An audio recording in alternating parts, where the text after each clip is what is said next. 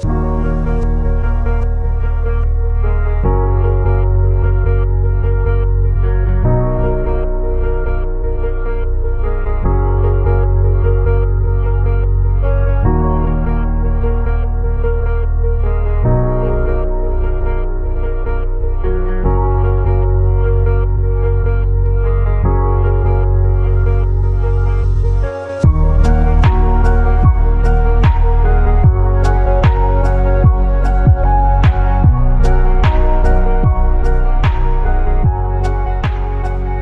itu Bapak Kristo, dengan pemberitahuan waktu tadi tidak berarti saya membatasi waktunya.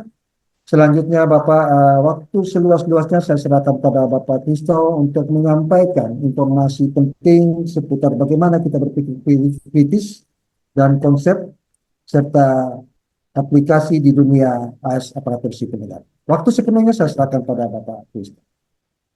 Silakan Pak. Baik, terima kasih Pak Roy sebagai moderator. Saya ucapkan selamat siang, salam untuk kita semua para Selamat siang, Pak. serta Siang, Bintek, Pak. salam sejahtera untuk kita semua. Jadi juga salam hormat untuk Pak Flavi sebagai Kabid, dan untuk semua yang hadir. Hari ini saya diminta untuk bicara tentang berpikir kritis terkait dengan konsep dan aplikasinya untuk dunia ASN. Baik, untuk memahami tema ini secara lebih utuh, saya mulai dengan sebuah latar belakang. Hari ini kita harus mengakui bahwa kita hidup di sebuah dunia yang berubah dengan serba cepat oleh karena kemajuan ilmu pengetahuan dan teknologi. Jadi kita semua harus akui di dunia organisasi manapun, untuk semua aspek kehidupan, digitalisasi itu sudah menjadi sebuah tren besar yang berdampak kepada perubahan dunia ini, karena perubahan sains, perubahan teknologi. Jadi segala sesuatu itu dilakukan serba digital, ya. Dan digitalisasi ini sesungguhnya itu dari akar katanya itu digitus, artinya jari. Dan segala sesuatu hari itu dikendalikan oleh jari jemari kita. Jadi setiap hari, setiap detik, setiap saat kita semua ini berurusan dengan jari jemari kita di handphone, di komputer. Ya, makanya hari ini disebut era digital. Sebenarnya itu era digitalisasi itu karena kita berurusan dengan jari-jari kita yang kita tiap hari, tiap saat, tiap detik kita kutak-katik handphone, laptop, dan lain-lain. Itu membuat hari ini kita menyebutnya sebagai sebuah era digital. Dan apalagi untuk para ASN, saya kira hari ini itu saya harus menyebutnya sebagai sesuatu yang intrinsik lah. Kegiatan kita semuanya semuanya serba digital. Ya, perubahan itu begitu cepat dengan beberapa hal yang menandainya, yang para ahli menyebutnya pertama hari ini adalah era Internet of Things, ya, dan semuanya dikendalikan oleh algoritma komputer.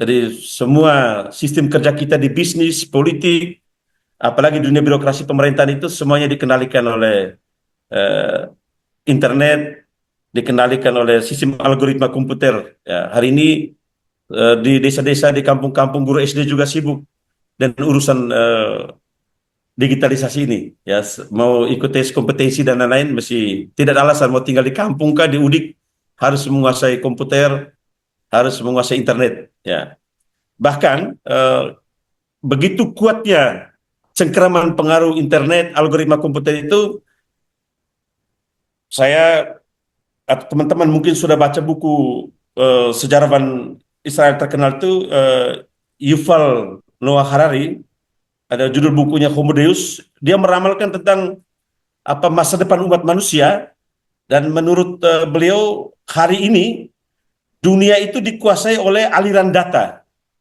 dikuasai oleh pemrosesan data dan informasi.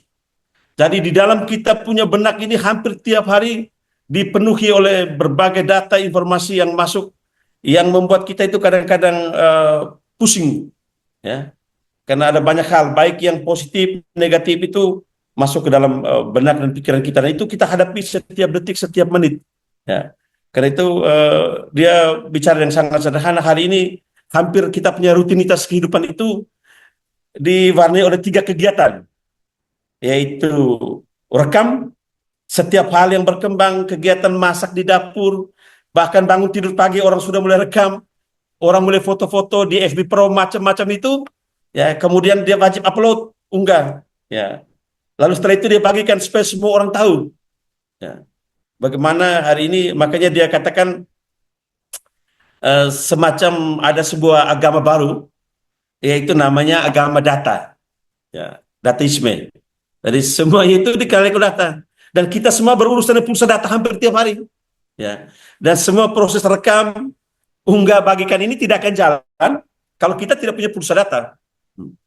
Sekarang ini semua ibu-ibu di kampung-kampung itu bangun pagi sudah urusan dengan pulsa data, rekam aktivitasnya memasak, potong bawang, aktivitas iris daging macam-macam itu semuanya wajib direkam untuk dimuat di FB Pro lah. Itu seperti membenarkan apa yang diramalkan oleh Yuval Noah Harari ini tentang di bukunya itu Homo Deus. Jadi masa depan umat manusia ini ke depan dengan pengaruh internet, algoritma komputer dengan data itu kita dikuasai oleh berbagai informasi, berbagai data yang masuk, ya.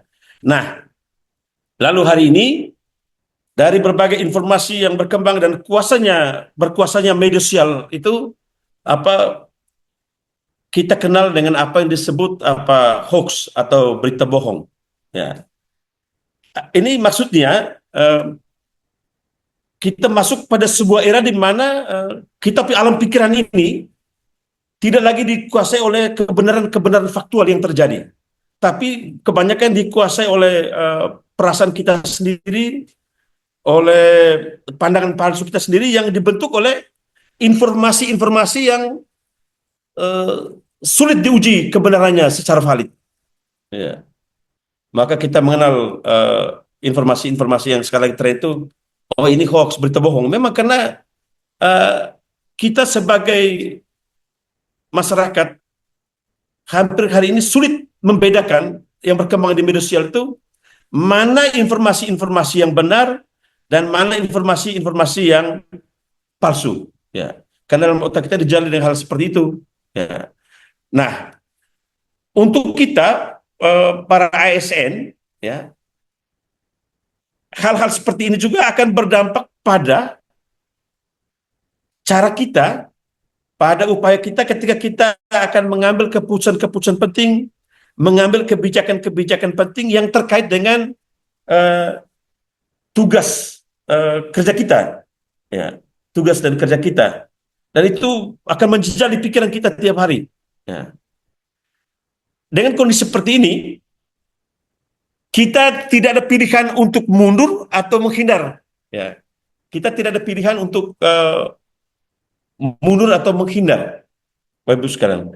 Kita hanya mengambil sikap itu adalah kita berupaya untuk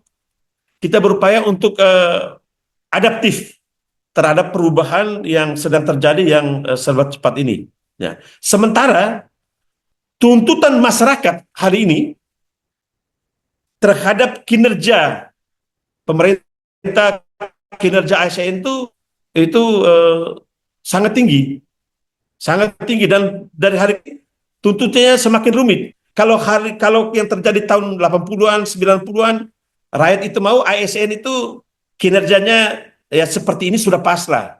Ketika dia datang lihat-lihat saja di masyarakat sudah pas. Hari ini masyarakat mau, oh kinerja ASN itu mesti begini, harus merayat, harus dekat dengan publik, lalu harus punya kemampuan intelektual yang cukup, harus punya kemampuan digital yang cukup. Jadi tuntutannya itu dari hari ke hari itu dia semakin berkembang kalau dibandingkan dengan apa yang terjadi di masa lalu, ya. Kita tidak bisa mundur. Tugas kita adalah kita berupaya untuk menyesuaikan diri dengan apa yang sedang berubah yang serba cepat yang tadi hari ini, karena tadi saya bilang tadi Internet of Things, kemudian algoritma komputer, data dan lain-lain yang membuat kita memang harus berubah. Nah, ASN, Bapak Ibu para ASN itu setiap hari di level tugas kita masing-masing itu selalu berurusan dengan bagaimana harus memecahkan masalah, bagaimana harus membuat perencanaan, bagaimana harus menyiapkan konsep tertentu, menyiapkan telahan, menyiapkan kajian, dan banyak hal yang dikerjakan itu yang Bapak Ibu sekalian, perubahan itu boleh berjalan cepat, komputer, teknologi berkembang cepat atau maju, kuncinya itu menurut saya pada kita manusia, karena kita dibekali oleh Tuhan dengan kemampuan untuk berpikir. Ya. Ada yang bilang, tidak Pak, kami mau bicara tentang tindakan lebih dahulu. Kami mau bicara tentang sikap lebih dahulu. Oke. Tetapi kita harus ingat bahwa yang mengendalikan seluruh kerja kita, tindakan kita, perilaku kita itu adalah pikiran. Pikiran. Ya. Karena itu kita harus mulai dengan hari ini adalah kita bicara bagaimana memantapkan kualitas berpikir kita. Ya. Karena itu ada seorang filsuf George Bernard Shaw, dia bilang apa? Setiap tindakan yang benar itu pasti lahir dari pikiran yang benar. Ya. Nah, tindakan kita itu salah, tidak benar, semrawut dan lain-lain itu berarti karena pikiran kita yang tidak benar. Ya.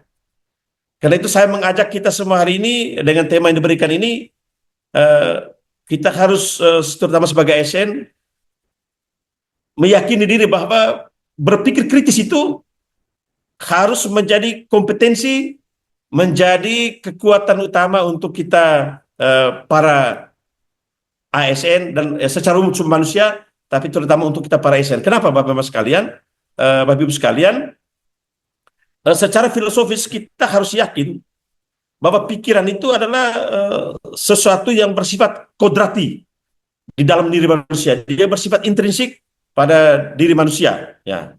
Karena itu ada ahli berpendapat, sehebat apapun hari ini dengan zaman kecerdasan buatan, katanya ada robot yang sangat canggih, yang sangat hebat, dia tidak akan pernah melawan manusia. Ya. Karena robot itu bekerja tetap dikendalikan manusia. Ada yang bilang robot itu cerdas, ya. Tetapi ada hal yang tidak dimiliki oleh robot, itu adalah dia tidak memiliki kemampuan berpikir dan dia tidak memiliki kesadaran. Ya. Robot itu dikendalikan oleh manusia. Dia tidak memiliki kemampuan untuk berpikir dan dia tidak memiliki kesadaran. Ya. Lalu berikut ini saya akan mengajak Bapak Ibu para ASN, untuk memperlancar diskusi kita, biar tidak monolog, sebentar kalau ada yang mau ditanyakan silakan teman-teman menginterrupt atau menyela pembicaraan saya biar diskusi kita lebih mendalam dan lebih enak. Jadi diskusi kita ini kan sesuai dengan arahan Pak Rudi sebagai moderator, kita santai saja. Ini sudah di jam-jam jam 1 ke atas ini, pasti teman-teman gelap, kita biar lebih enak kita bisa berdiskusi saja begitu. Oh ya, sorry, saya harus menyapa dulu ini, ternyata hadir juga Ibu Kadis Pemberdayaan Perempuan dan juga Ibu Kaban BPSDM, Ibu Ruth juga hadir. Salam hormat dari saya. Saya kebetulan sekarang bicara di ruangan fraksi di DPR ini. Saya sampaikan salam kepada Ibu Kadis berdua. Ya, baik. Saya ingin mengarahkan kita semua mengapa kemampuan untuk berpikir, ya, kemampuan untuk berpikir kritis ini sangat penting bagi kita hari ini, supaya kita yang hidup di era teknologi ini, kita tidak dikendalikan atau dikuasai oleh media sosial saja, kita tidak dikuasai oleh kecerdasan buatan dan apapun namanya. Kita manusia yang berkesadaran, manusia yang mempunyai kemampuan untuk berpikir. Sekali lagi, robot itu secanggih apapun dia tidak berpikir. dia tidak memiliki kesadaran, hanya manusia yang memiliki kemampuan berpikir dan manusia yang memiliki kesadaran. Ya, karena itu mohon maaf ini Bapak Ibu sekalian, ya kita main-main sedikit ini urusan filsafat, tapi karena ketika kita bicara berpikir kritis, saya juga mengajak ke para ASN juga untuk sedikit berfilsafat lah begitu. Jadi yang pertama dasar mengapa kita berpikir, ada seorang filsuf, itu Bapak Ibu juga mungkin sudah tahu, namanya Aristoteles, filsuf Yunani yang hidup sebelum Masehi. Dia menyebut bahwa manusia itu disebut sebagai animal rationale. Jadi kalau dipertimbangkan dari aspek biologis, fisiologis itu, manusia itu bisa sama dengan hewan-hewan lain atau makhluk yang lain. Tetapi ada yang istimewa pada manusia yang tidak dimiliki makhluk lain itu adalah karena dia berakal budi. Ya. Maka Aristoteles menyebut manusia sebagai animal rationale. Karena hanya manusia yang mempunyai rasio, hanya manusia yang mempunyai kemampuan untuk berpikir, hanya manusia yang mempunyai akal budi. Ya. Hanya manusia yang bisa membangun sebuah penalaran yang logis, hanya manusia yang bisa membuat perencanaan, mengevaluasi, menganalisis, dan hanya manusia yang bisa membuat keputusan. Ya. Jadi Aristoteles bilang manusia itu adalah animal, hewan, tetapi dia adalah hewan yang berakal budi, animal rationale. Ya. Yang kedua juga Bapak Ibu mungkin para ASN juga sudah dengar, ya. Ada credo, semacam credo yang diucapkan oleh filsuf Prancis. Filsuf Prancis itu namanya René Descartes, ya. Dia bilang cogito ergo sum, ya. Karena saya berpikir maka saya ada, ya. Bukan karena saya makan maka saya ada, bukan karena saya bermain maka saya ada, bukan karena saya bekerja maka saya ada. Jadi Descartes bilang, sendiri jalan salah suaranya. Hitung sendiri. Descartes bilang Hah? yang menegaskan eksistensi atau keberadaan manusia adalah kemampuan untuk berpikir. Nah, hanya yang unik dari pikiran Descartes ini adalah kemampuan berpikir itu diasah oleh setiap manusia yang tidak menerima realitas atau kebenaran itu diterima begitu saja begitu. Jadi menurut Descartes itu manusia yang berpikir itu terhadap semua hal yang terjadi di dalam dunia ini itu mestinya kan dulu debatkan dulu di ujung itu bisa diterima sebagai kebenaran, dan ketika itulah pikiran manusia itu menjadi hal yang istimewa yang ada pada manusia, ya. Karena saya berpikir maka saya ada. Jadi logikanya kalau memang manusia yang tidak pernah menggunakan pikirannya, berarti dia sedang menegasikan berikut. Bapak Ibu yang sangat saya hormati, kita masuk kepada hal berikut adalah apa sesungguhnya, ya, berpikir kritis itu, ya. Nah, kalau per definisi, ya, berpikir kritis itu adalah kemampuan manusia untuk menggunakan akal budinya, menggunakan rasionya, melalui sebuah penalaran yang logis, ya, terstruktur dan sistematis untuk menilai, mengevaluasi data, informasi, masalah, dan realitas secara objektif agar dapat menarik kesimpulan dan membuat keputusan yang efektif dan tindakan yang rasional, terukur, dan dapat dipertanggungjawabkan. Nah, itu definisi. Ya, saya ingin sedikit saja menguraikan definisi ini. Ya, mengapa harus lewat sebuah penalaran yang logis? Itu berpikir kritis itu dipandu dengan hukum-hukum logika yang benar.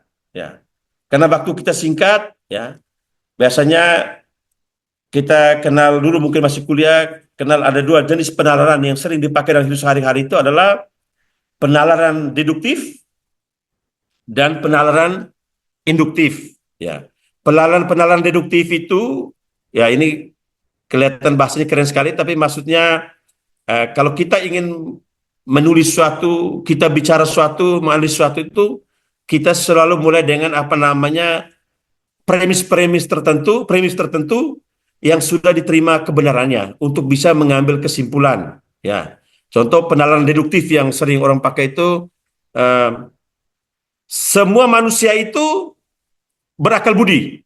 Ya, Kristoloko adalah manusia. Berarti kesimpulannya, konklusinya adalah Kristoloko itu berakal budi. Ya.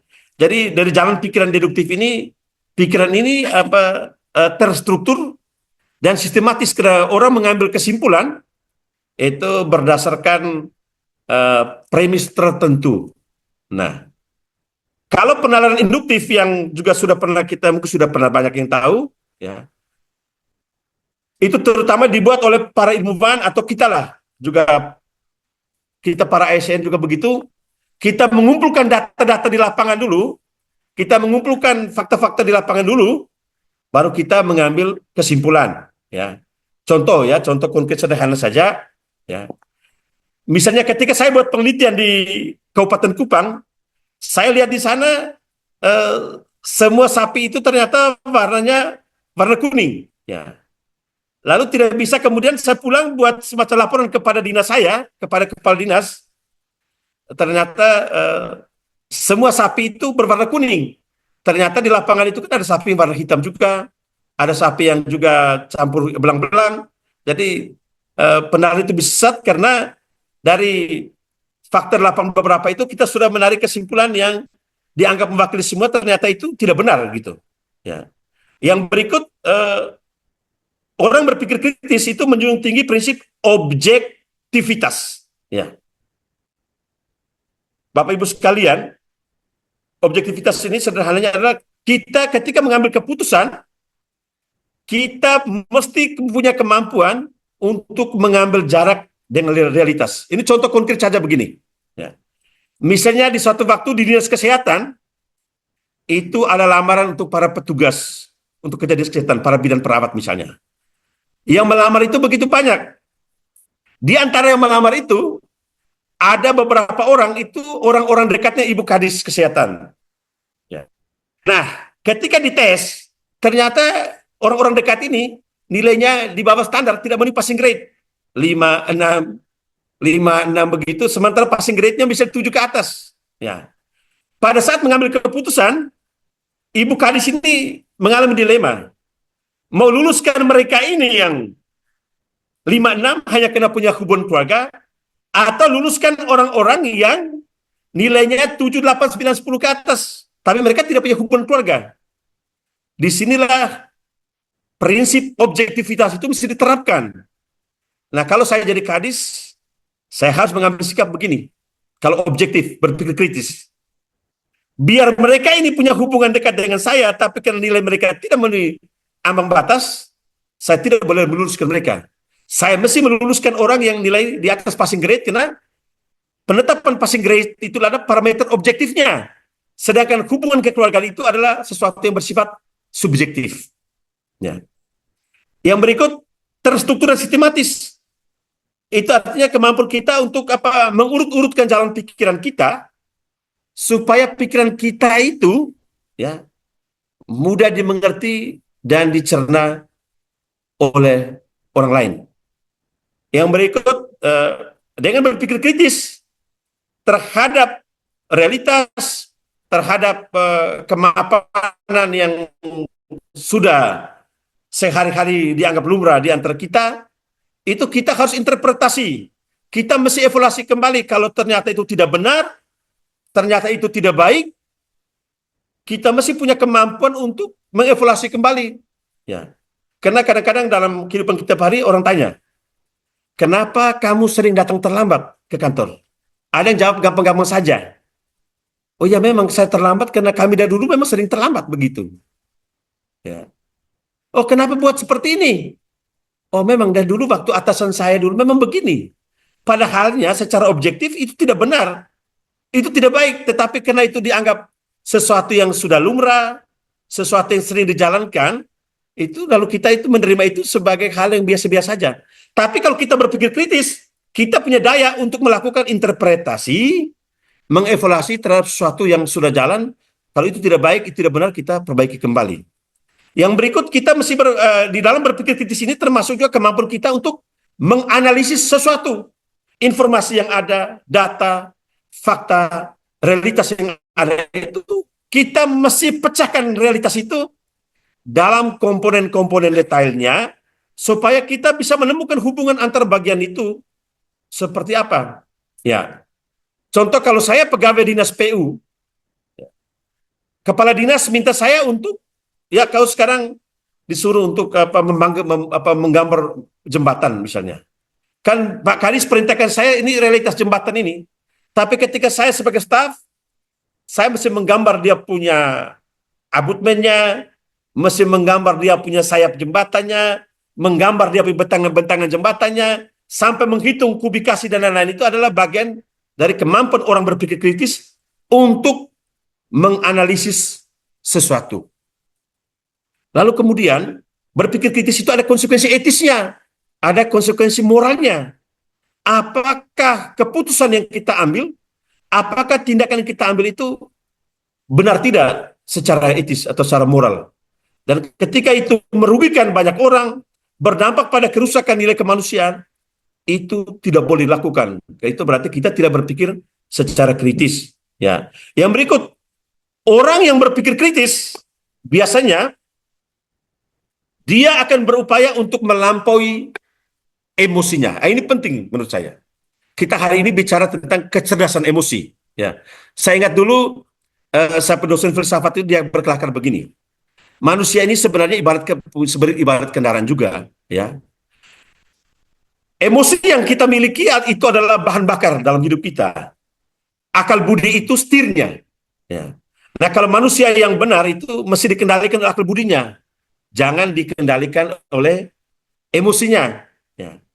Nah, kalau kita berpikir kritis, saya yakin ini teman-teman ASN dan kita semualah di rumah tangga kita masing-masing, kadang-kadang ketika kita emosi itu begitu meledak-ledak, kita sulit sekali untuk berpikir jernih. Berarti ketika kita tidak berpikir jernih, berarti akal budi kita ini sudah tidak berperan secara maksimal. Karena emosilah yang menguasai kita. Kita bisa cepat emosi dengan staf kita bisa cepat emosi dengan bawahan kita, karena menurut saya itu karena kemampuan kita untuk berpikir kritis, akal budi kita tidak berperan sebagai manusia. Ya. Lalu yang berikut, berpikir kritis itu sangat penting. Itu bagian dari penegasan otonomi diri kita sebagai manusia. Nah, saya coba sampaikan di sini, Bapak Ibu, berpikir kritis itu dia itu berlawanan dengan orang yang hidup dalam kerumunan, ya, kerumunan. Kalau ada yang bertanya, kenapa kau ambil sikap seperti itu? Ya, dia akan jawab gampang. Ya, memang kami semua di kantor kerja begitu. Kenapa kamu buat seperti itu? Ya, memang di kami kelas memang buat seperti itu. Nah, itu jawaban ini menunjuk bahwa orang itu tidak punya otonomi diri untuk berpikir. Minimal dia berbuat sesuatu itu kena ada argumentasinya. Ada alasan rasionalnya mengapa dia bertindak seperti itu. Dan pribadi yang siap untuk melakukan dialog demokratis dengan orang lain. Ya. Kalau kita cenderung otoriter di semua tempat kita bekerja berkarya, berarti mohon maaf, kita jujur, berarti kemampuan kita untuk berpikir kritis itu masih terlalu lemah. Karena ciri orang berpikir kritis itu, dia pasti orang yang open-minded. Ya. Dan yang berikutnya, saya menawarkan pikiran baru yang disampaikan oleh seorang filsuf Jerman, namanya Wilhelm Friedrich Hegel. Dia bilang, orang yang mempunyai kemampuan berpikir kritis, itu orang yang bisa berpikir dialektis. Nah, maksudnya, ketika berhadapan dengan realitas, atau dalam sebuah diskusi tukar pikiran teman-teman, itu hal-hal yang positif itu disebut sebagai tesis. Ya.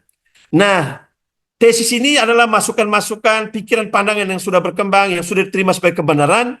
Kita butuh namanya antitesis. Antitesis itu pikiran yang berbeda, pikiran yang mungkin melihat sisi lain dari sebuah persoalan. Lalu ketika itu orang berpikir kritis akan menjadikan itu sebagai sintesis. Pikiran itu dipertemukan ya untuk mencari kebaikan, mencari kebenaran dalam hidup bersama. Oke, Bapak Ibu sekalian, setelah kita menelaah apa itu berpikir kritis, saya ingin mengemukakan beberapa fakta atau fenomena terkait dengan musuh dari berpikir kritis. Yang pertama itu saya menggunakan bahasa sederhana. Hari ini kita menghadapi kecenderungan itu, kita malas berpikir. Ya. Kita malas berpikir. Ya. Banyak orang hari ini mungkin kena alasan kesibukan, ketika mungkin ada banyak persoalan dia hadapi, lalu orang itu ketika diberi tugas atau mengerjakan sesuatu di kantor, di tempat dia bekerja itu, pokoknya dia lebih memilih cara-cara yang gampang sajalah. Ketika diberi tugas bilang, sudah, yang ini. Pokoknya dicari cara-cara yang gampang karena dia sendiri tidak mau punya waktu yang cukup untuk duduk, untuk menganalisis sesuatu, untuk menguraikan sebuah problem sampai menemukan akar persoalannya itu, karena orang itu sudah menjadi semakin malas berpikir. Lalu kemudian dampaknya adalah ketika dia mengemukakan pikiran atau pandangannya itu cenderung menjadi dangkal-dangkal saja. Ya. Yang kedua, hari ini ketika tadi saya kemukakan informasi begitu banyak, data-data yang masuk dan pikiran begitu banyak, kita cenderung menerima informasi itu secara taken for granted. Ya. Kalau hari ini kita terima hoax itu, berita-berita bohong, berita palsu, informasi yang berkembang di Facebook, Instagram, TikTok itu yang berseliweran begitu banyak, tapi karena kita tidak berpikir kritis, kita penuh percaya diri mewartakan itu kepada orang lain sebagai kebenaran, padahal salah. Padahal itu mungkin mengarah kepada fitnah orang, bicara orang punya nama baik, lalu hanya semacam penyesatan publik, tapi kita percaya diri serta kembali kepada teman, sudah dengar ini berita? Oh belum, beritanya begini-begini. Padahal berita ini yang dia dapat dari TikTok, dari Facebook ini, dia tidak pernah analisa secara mendalam untuk menguji kebenarannya. Dia yakin ini benar, lalu dia beritakan kepada orang lain. Ini yang menjadi bahaya hari ini karena orang tidak berpikir kritis, orang menerima informasi itu mentah-mentah begitu. Yang berikut, ya mental ketiga itu saya kemukakan tadi, jangan pintas dan cari gampang, ya, berpikir instan, ya. Orang tidak mau capek-capek untuk punya waktu untuk duduk, merenung, menganalisis sesuatu yang penting, yang mendasar. Orang lebih senang mencari jalan pintas, ya. Jadi contoh saja ketika atasan minta kita tolong buat telahan tentang masalah ini, ya.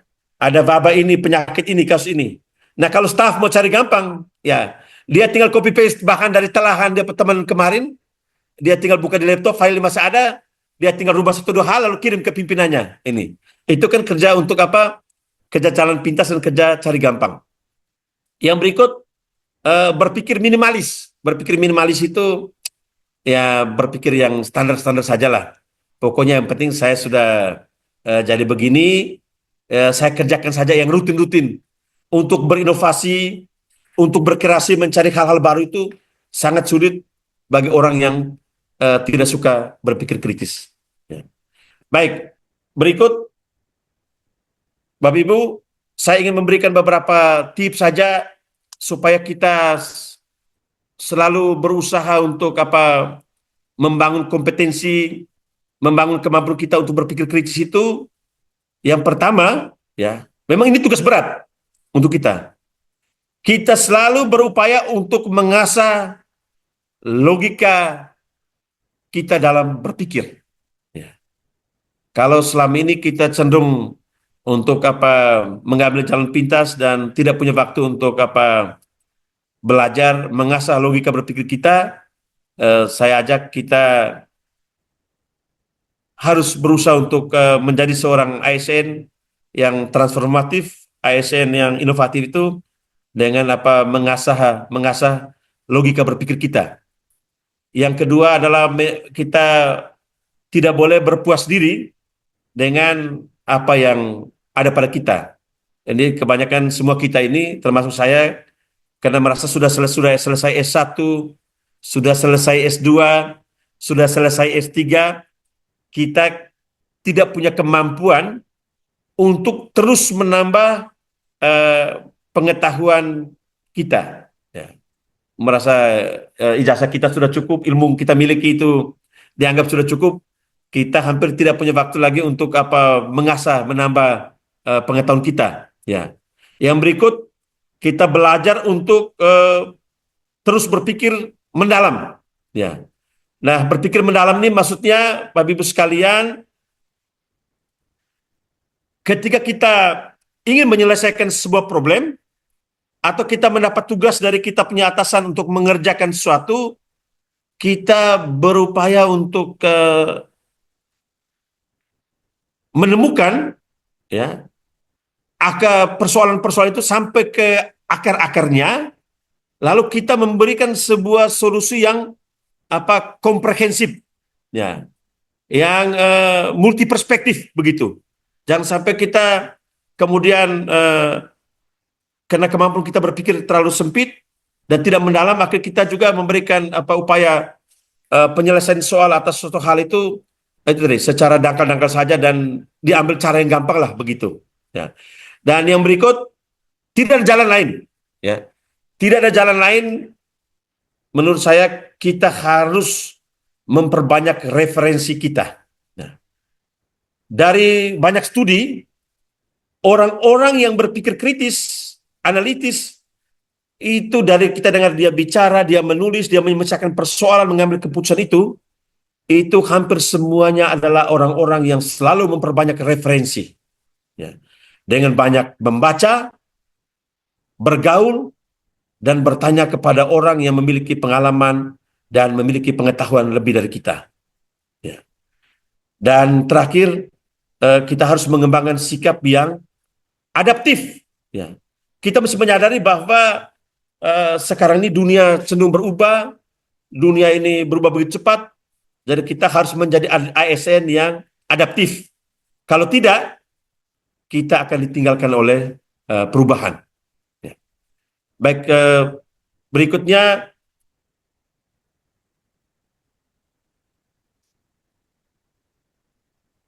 ya.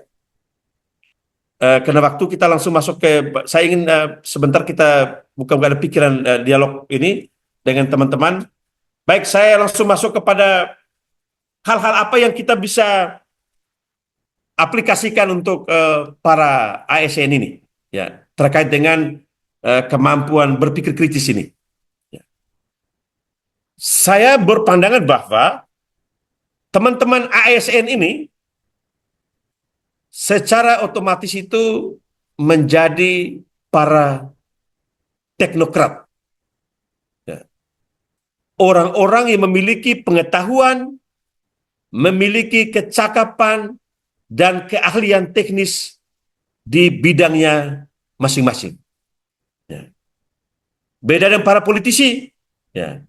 Kalau politisi itu dia dari background apapun, yang penting dia mendapatkan suara dari masyarakat, dia bisa jadi anggota DPR. Tapi kalau ASN itu tidak. ASN itu menurut saya pada sejatinya dia harus menjadi seorang teknokrat. Ya, saya ulangi, teknokrat itu per definisi harus menjadi orang memiliki pengetahuan, memiliki keahlian, memiliki kecakapan teknis di bidang tertentu. Ya. Mengapa ini penting? Ya. Teknokrat, ya, dalam pengertian tertentu, ya, dia harus melayani para pemimpin politik, ya. Gubernur, presiden, bupati, wakil bupati itu adalah para pemimpin politik. Ya. Mereka punya visi misi, punya cita-cita, punya imajinasi, punya janji tentang bagaimana membangun daerahnya ketika dia terpilih. Ya. Tapi jangan lupa, yang menerjemahkan visi misi ini secara konkret di lapangan itu adalah para ASN sekaligus sebagai para teknokrat. Ya.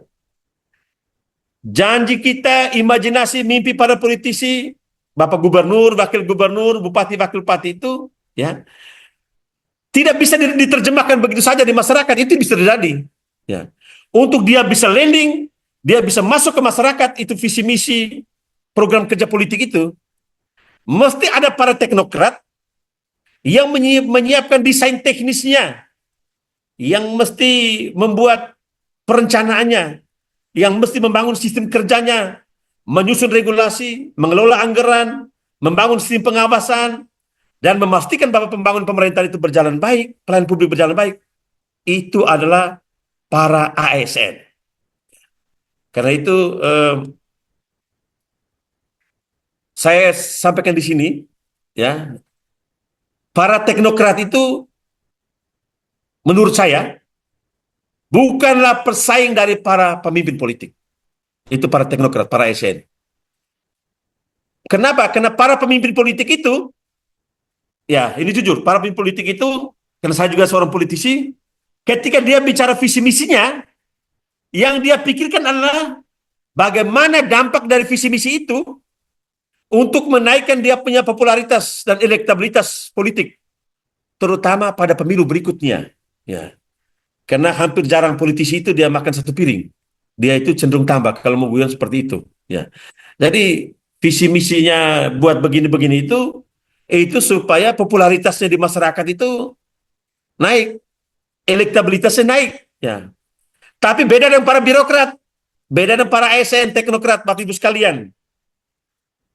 Bapak Ibu sekalian itu adalah orang-orang yang dengan keahlian dan pengetahuan tertentu memastikan bahwa kebijakan program pembangunan sebagai penjabaran visi misi kepala daerah itu bisa berjalan efektif dan memenuhi rasionalitas publik. Maksudnya apa? Program pembangunan itu mesti masuk akal bagi masyarakat penerima bantuan, penerima program pemerintah itu. Ya, ini kan masyarakat kadang-kadang sering mengeluh. Ini bantuan pukat, ya. Bantuan misalnya bantuan alat tangkap ikan. Ya. Ternyata bantuan ini tidak sampai kepada nelayan yang benar-benar ansi dan nelayan. Tapi bantuan itu misalnya jatuh kepada orang tertentu yang bukan nelayan. Hanya karena dia tim sukses.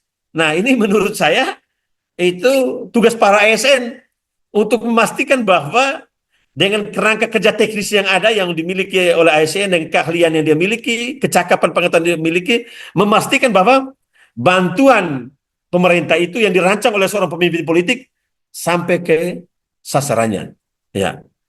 Yang berikut, ya, ASN itu sebagai teknokrat, itu dia menyiapkan peta jalan, ya. Dia menyiapkan peta jalan bagaimana supaya visi misi janji politik kampanye dari para pemimpin politik itu bisa direalisasi. Ini jujur Bapak Ibu, kalau waktu kampanye itu kan para politisi dia bisa menjanjikan banyak hal ke masyarakatnya, lalu masyarakat tepuk tangan, lalu dia dipilih jadi pemimpin. Nah pertanyaan mendasarnya bagaimana janji politik direalisasi? Itu jangan main-main. Itu adalah tugas besar para birokrat, tugas besar para ASN, para teknokrat itu, yang menyiapkan seluruh perangkat teknik, instrumen teknisnya, supaya dia bisa direalisasikan dengan efektif dan benar di lapangan. Ya. Yang berikut, dengan kemampuan berpikir kritis, ya, para ASN untuk membackup janji politik atau visi misi politik para kepala daerah sebagai orang politik ini, dia bisa menyiapkan sebuah perencanaan yang komprehensif, yang integral, yang berbasis data, yang bapak-bapak, ibu-ibu, para ASN sedang menyebutnya SMART itu, ya, menyiapkan perencanaan yang spesifik, yang measurable, yang dapat diukur, yang dapat dicapai, yang relevan, dan batas waktunya harus jelas. Ya, saya katakan tadi, pemimpin politik itu kepala daerah menyiapkan visi misi janji kampanye itu, dia tidak sampai menyiapkan hal teknis seperti itu yang spesifik, yang dapat diukur, itu tidak dibicarakan waktu di panggung kampanye. Hanya berita bilang Saya akan bangun jembatan di wilayah ini. Saya akan bangun jalan di sini. Saya akan bangun puskesmas di sini. Saya akan bangun rumah sakit di sini. Ya, itu janji politik. Ibu Kadis Kesehatan, teman-teman di rumah sakit yang harus berancangan kira-kira kebutuhan obat kita ini di Rumah Sakit Yohanes itu butuhnya dalam setahun itu berapa, dengan pemetaan pasien seperti apa yang teknis, itu dirancang oleh para birokrat, bapak ibu mereka. Tapi orang politik itu dia hanya bicara tentang visi misi janji politik yang bersifat gelondongan, yang bersifat umum. Ya, yang berikut, ya, dengan kemampuan berpikir kritis, para ASN itu mesti punya kemampuan yang tajam untuk bisa membaca dan menerjemahkan visi misi politik gubernur, wakil gubernur di masing-masing OPD agar bisa menghasilkan program, kegiatan, dan inovasi pelayanan publik yang berdampak pada kesejahteraan rakyat. Ya. Jadi saya harus menggarisbawahi visi misi gubernur, wakil gubernur, orang politik itu bersifat umum dan gelondongan. Jadi teman-teman ASN pada setiap lini dan setiap level yang mesti membaca ini secara kritis.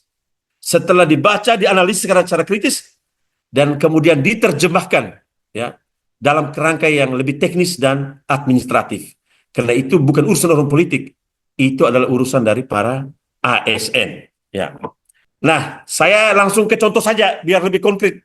Contoh, janji politik atau visi pemimpin itu adalah pemerataan layanan pendidikan dan kesehatan di NTT. Ini visi politik.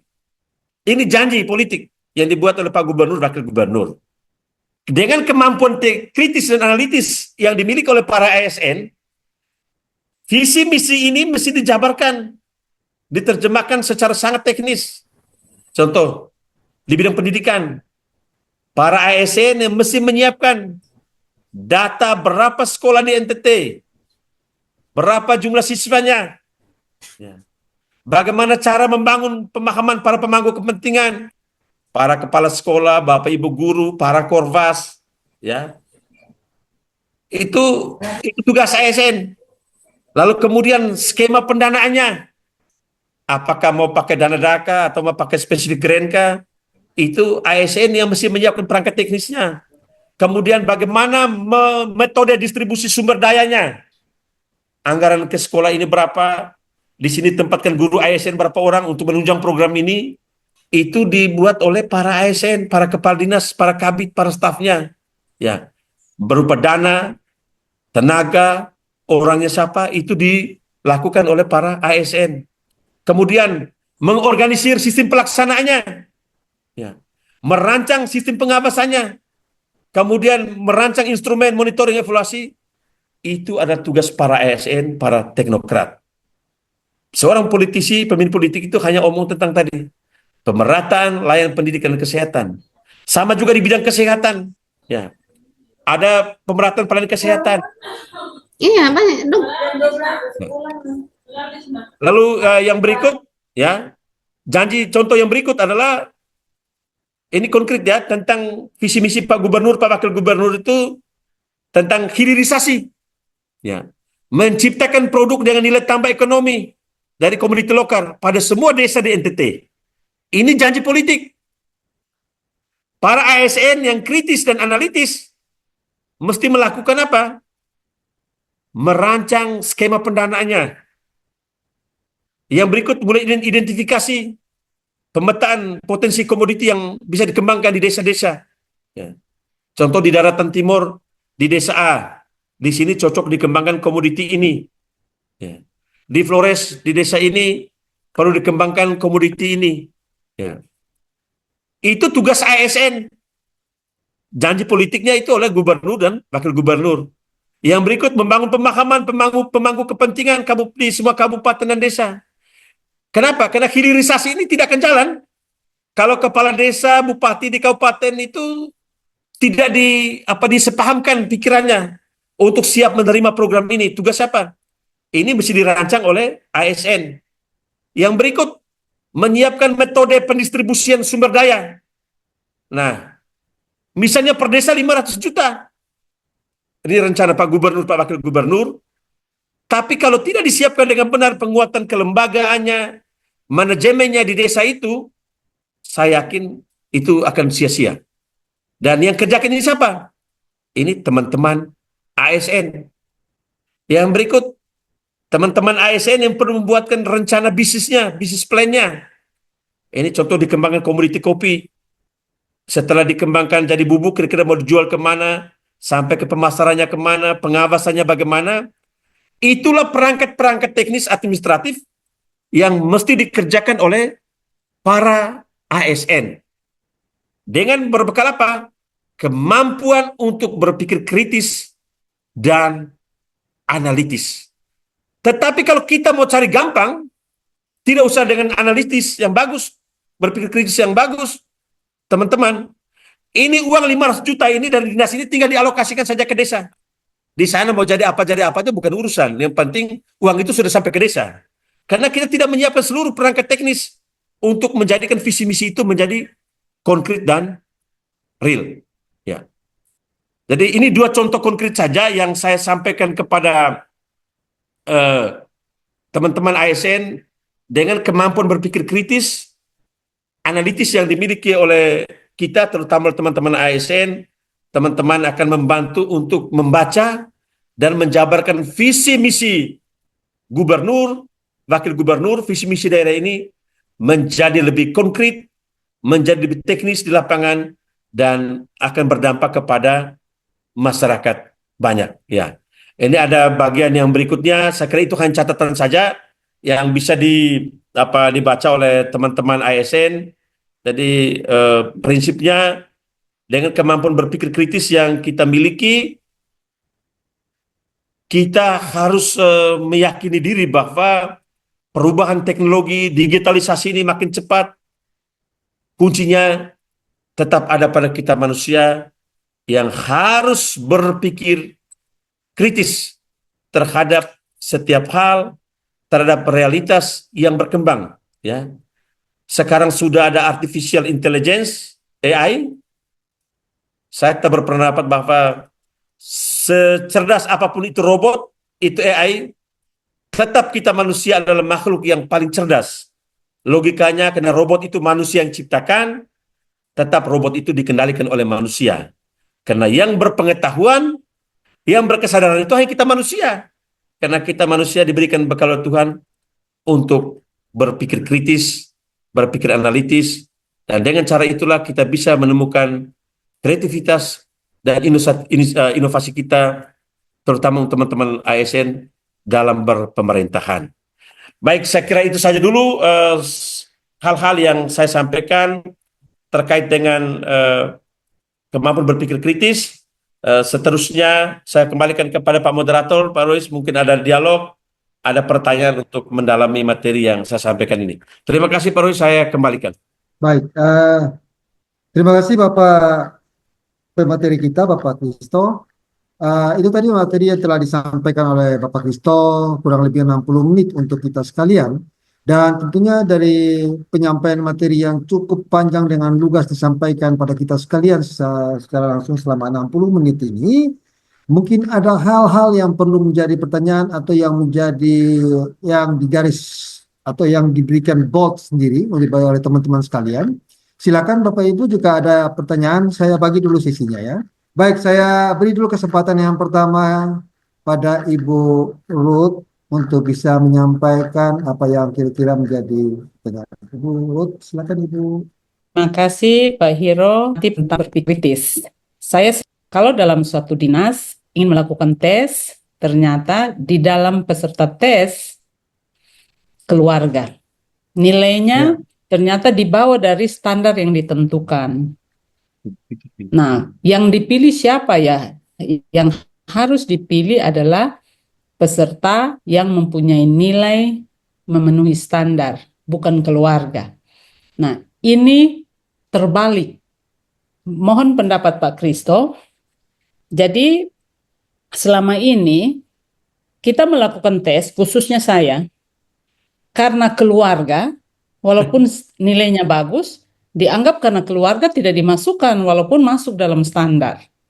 Nah, kita orang NTT ini, Pak Kristo, kita kan tahu keluarganya siapa. Ada kalau Rote Sabut Timur kita pakai marga. Nah, ini nilai Lalu, bagus, tapi tidak dimasuk. Supaya ke depan kita sebagai pemimpin kita jangan takut untuk mengambil keputusan itu. Karena yang pasti tadi sudah disampaikan bagaimana kita berpikir kritis, kita harus mempunyai standar, termasuk visi misi yang disampaikan oleh gubernur dan wakil gubernur. Terima kasih. Baik, itu tadi penyampaian ya, penyampaian apa ya sebetulnya merupakan ketegasan juga dari Ibu Ruth tadi. Dan selanjutnya saya tadi menyampaikan bahwa kita langsung membahas ya, kita langsung membahas dari satu penanya, kita langsung menjawab supaya jangan terputus. Kemudian supaya kita juga membangun satu media atau satu pola komunikasi yang efektif begitu. Bapak Kristo bisa langsung di. baik, Ibu Kaban, selamat sore. Sore, Pak. Sore. Baik, Pak, ini saya Kadis DP3A P2KB. oh, oke, siap. tadi. Saya Ya. bukan siap, Ibu Ruth, ya. Ya. Nah, ini pertanyaan yang menurut saya sangat menarik. Ini sering sebagai pemimpin itu kita mengalami sedikit dalam tanda petik guncangan batin ketika mau membuat keputusan berhadapan dengan hal seperti ini. Ya, baik. Ini saya ingin ini ada kaitan dengan satu hal yang ya dikritisi oleh banyak pihak tentang apa itu nepotisme. Saya kira itu persoalannya. Ya. Kebanyakan kita, karena itu kemampuan kita untuk berpikir kritis yang lemah, kita mendefinisikan nepotisme itu secara, mohon maaf, salah kaprah. Artinya, pokoknya semua yang memiliki pertalian keluarga, suku dengan kita, itu tidak boleh masuk di lingkungan kerja kita. Begitu. Meskipun dia punya kompetensi, dia punya kecakapan yang memadai. Ya. Ini keliru menurut saya. Ya. Yang paling penting adalah, Ibu Kadis, kita mesti menetapkan dulu standar-standar yang objektif untuk seseorang itu bisa lulus atau memenuhi syarat. Kenapa? Karena tidak ada regulasi atau undang-undang yang melarang bahwa orang-orang yang memiliki pertalian darah dengan kita, pertalian suku, klan dengan kita, tidak boleh ikut tes di tempat di mana kita jadi pemimpinnya. Kan tidak ada tuh, Ibu Ruth. Kan tidak ada larangan. Ya. Nah, untuk mengatasi persoalan tadi, yang paling penting adalah standar objektif itu ditetapkan dulu, lalu standar objektif itu diumumkan secara transparan, standar objektif itu diterima oleh rasionalitas publik, akal sehat publik, diumumkan resmi, lalu semua orang yang mendaftar itu kan melalui sebuah kompetisi yang sehat, yang terbuka. Nah, ketika ini kan soal objektivitas ini, ya. Ketika ada keluarga saya yang mendaftar, lalu yang lain juga tidak punya hubungan keluarga, parameter yang kita pakai itu kan bukan karena dia keluarga saya, tapi karena dia punya nilai tesnya itu memenuhi standar kelulusan, maka kita luluskan dia. Ya. Bukan karena itu yang penting bahwa kita sendiri sebagai penyelenggara tes memang dalam bahasa filsafat itu kita membangun distansi, kita membangun jarak dengan subjeknya atau dengan objeknya, sehingga yang kita jadikan kriteria dia lulus itu bukan karena dia punya adik, dia kami satu suku, satu klan, tidak. Tapi memang ketika dipublikasikan secara terbuka, memang hasil tesnya memenuhi standar kok. Contoh, passing grade-nya 7. Ini kita saudara ini yang mungkin sampai adik kandung atau sampai ipar kandung ini nilainya 9. Masa dia tidak diluluskan hanya karena dia ini sampai ipar kandung atau sampai adik, itu tidak benar juga. Karena kita sudah melanggar orang hak asasi. Kecuali kita mungkin dari awal bilang, orang-orang yang memiliki hubungan pertalian darah dengan saya, suku dengan saya, keluarga saya tidak boleh ikut tes di sini. Itu boleh. Tapi ini kan seleksi terbuka. Makanya kriteria objektif itulah yang menjadi ukurannya. Nah, kalau seperti itu, Ibu Kadis, tidak usah ada beban. Yang penting tidak usah itu menjadi ya buat kita tidak tidur atau perasaan, bukan. Tapi yang penting Bapak, kalau orang tanya, kan pasti ya namanya publik kan mencurigai. Oh ini lulus karena ini kan saudaranya Ibu Kadis, ini sama-sama satu suku ini, satu keluarga. Silakan, itu kan namanya publik memberi penilaian. Tapi ketika ditanyakan, umumkan transparan. Dia betul satu kampung dengan saya, satu kabupaten dengan saya, tapi nilai tesnya 9. Nilai tesnya 8. Ya, kriteria objektif terpenuhi. Itu prinsipnya. Sehingga Ibu Kadis mulai hari ini tidak usah lagi itu. Ini kan soal keberanian kita, tapi kita tidak asal berani, tapi dengan dasar yang objektif. Itu saja. Nah, begitu. Saya Baik, kembalikan, Barus. ya. Baik, terima kasih Bapak Kristo. Jadi itu mungkin ya itu jadi merupakan tanggapan ataupun jawaban terhadap apa yang menjadi pertanyaan dari Ibu Kadis DP3A tadi, Ibu Ruth. Dan selanjutnya saya melompat dulu kepada penanya kita yang kedua, Ibu Diana. Gitu ya. Ibu Diana, masihkah berada bersama kita ataukah sudah terlempar karena hujan? Ibu Diana? Aduh, selamat sore Pak Rois, Oh, selamat sore Ibu. selamat sore Bapak Kristo, Silakan. Sore. Ibu Kaban dan Ibu Kadis, Ibu Ruth, dan Bapak Ibu semua peserta yang hadir. Izin saya mau bertanya sedikit ke Bapak Kristo. Bapak Kristo, saya ini senang dengan ada. Ibu Diana, mohon izin. Ibu Ya. Diana menggunakan perangkat apa ini?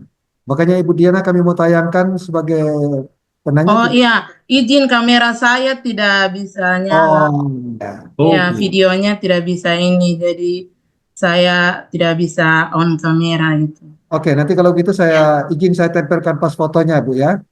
Ya, Ya, oke, baik. Lanjut. Oke. ya, Pak Kristo, saya tertarik sekali dengan salah satu pendapat dari filsuf George Bernard. Mohon maaf kalau ada Ya, ya, salah aman. penyebutan nama. Tindakan yang benar pasti lahir dari pemikiran yang benar. Kalau tidak salah tadi Ya, ya, berbunyi ya, ya, seperti ya. itu. Tetapi hari ini ada tindakan yang dibenarkan, tetapi itu lahir dari pemikiran yang salah. Kemudian tindakan itu dibenarkan dan diterima oleh seluruh sistem yang ada begitu. Saya tidak menyebutkan kasusnya secara spesifik, tetapi Bapak Kristo pasti sudah tahu dan sudah sangat familiar dengan tindakan-tindakan seperti itu.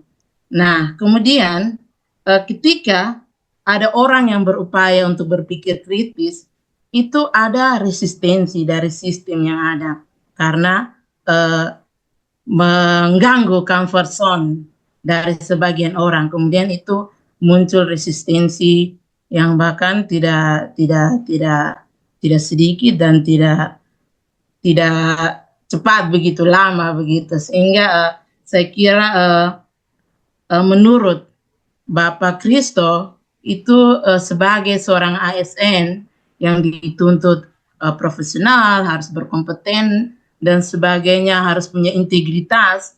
Ketika kita diperhadapkan dengan situasi yang seperti itu, apa yang harus kita lakukan? Kemudian yang kedua, saya senang sekali dengan BIMTEK hari ini.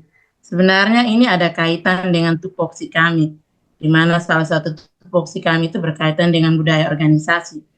Nah, salah satu karakteristik budaya organisasi yang baik itu suka pada hal-hal yang detail, suka mengambil risiko yang besar, itu suka berinovasi, tetapi budaya organisasi nilai-nilai itu cenderung kurang untuk dikembangkan di organisasi-organisasi, di perangkat daerah, sehingga ASN, aparatur sipil negara itu tidak didorong, tidak untuk mempunyai nilai-nilai seperti itu. Kemudian berkaitan dengan patologi yang tadi Pak Kristo ini, apakah kondisi hari ini, terutama kondisi ekonomi itu membuat orang untuk cenderung apatis terhadap persoalan yang ada, itu bisa ditambahkan atau tidak? Itu saja saya kira pertanyaan atau ini dari saya sebuah apa ya istilahnya ada ganjalan itu, mohon ditanggapi Pak Kristo. Terima kasih. Selamat siang. Baik, itu tadi satu penanya dengan 3 poin pertanyaan ya. 3 poin pertanyaan yang tentunya mungkin sudah dicatat oleh Pak Kristo. Yang terakhir itu tadi ada hubungannya dengan ekonomi atau tidak, saya tidak tahu juga. Tapi yang pasti kita serahkan daripada Pak Kristo untuk menjelaskan 3 poin pertanyaan dari Ibu Diana tadi. Silakan Bapak Kristo. Baik, terima kasih Pak Rois. Ibu Diana, terima kasih. Selamat sore. Selamat sore Bapak. Baik, yang pertama, saya langsung menyimpulkan dulu pertanyaan yang soal pertama itu adalah eh, di sebuah sistem organisasi yang cenderung otoriter, itu biasanya ada upaya untuk membunuh dalam tanda petik orang-orang yang berpikir kritis. Ya.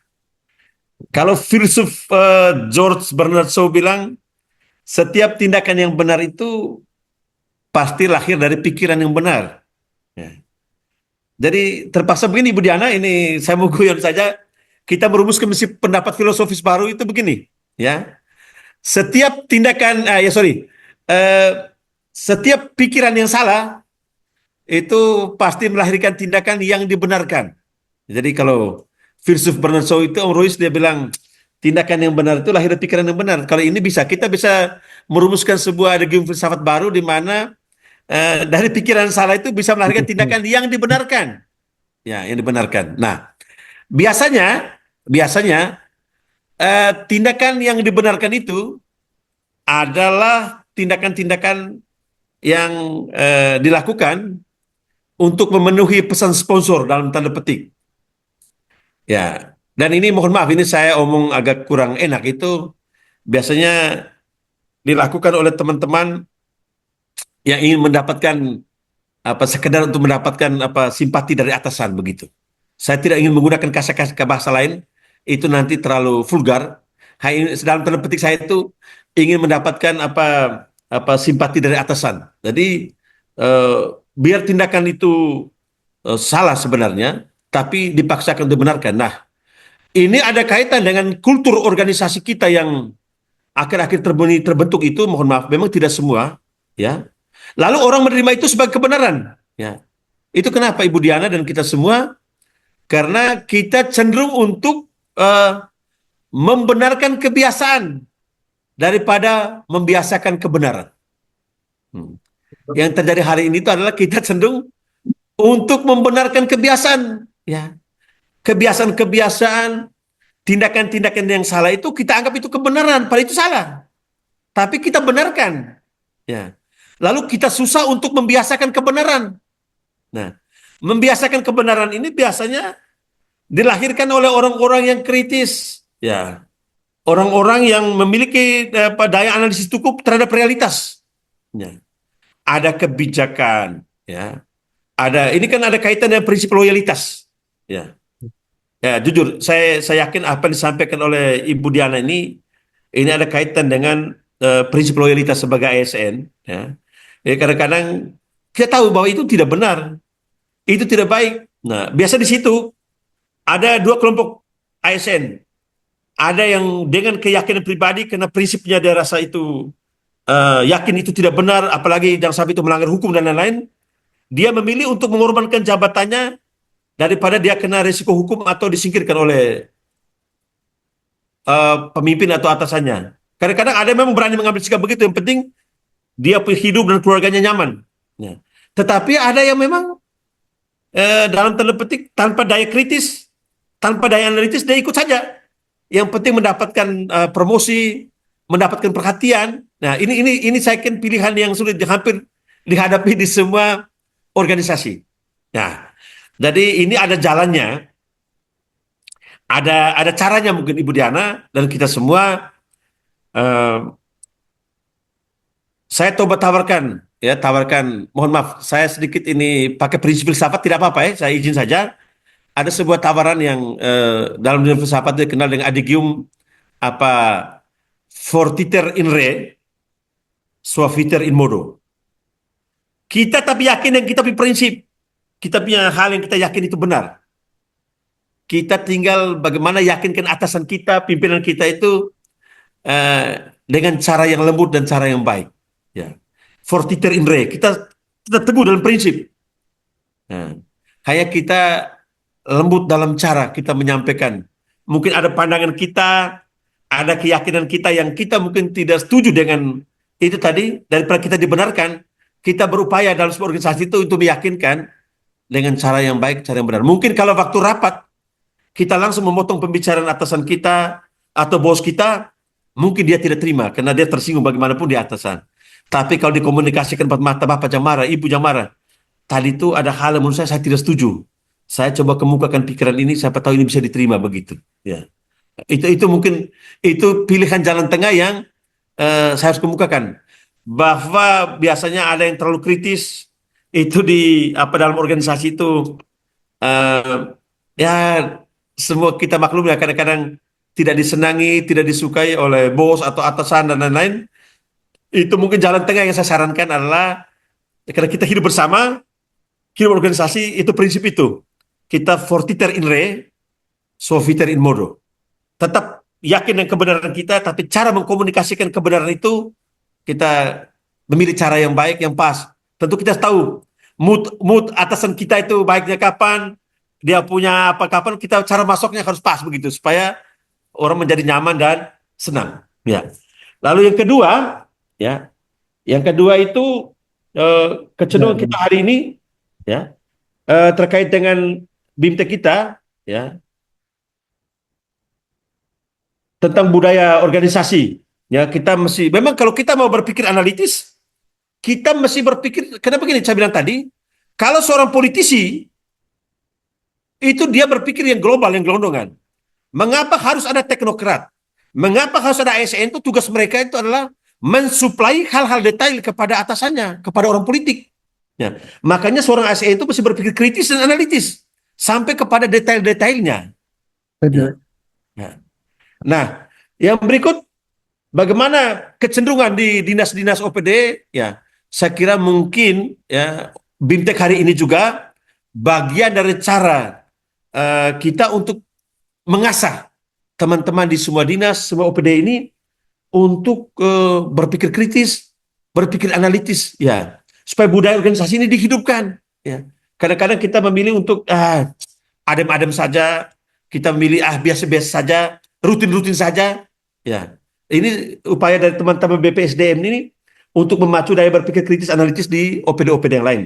Lalu yang terakhir, apakah situasi ekonomi ini yang menurut banyak orang itu sedang tidak baik-baik saja itu berdampak pada apa istilahnya kemalasan berpikir, apatis, acuh tak acuh. Ya memang saya harus menyatakan terima kasih Bu Diana. Faktor membuat orang malas berpikir itu, berpikir dangkal itu tidak faktor tunggal, multifaktor.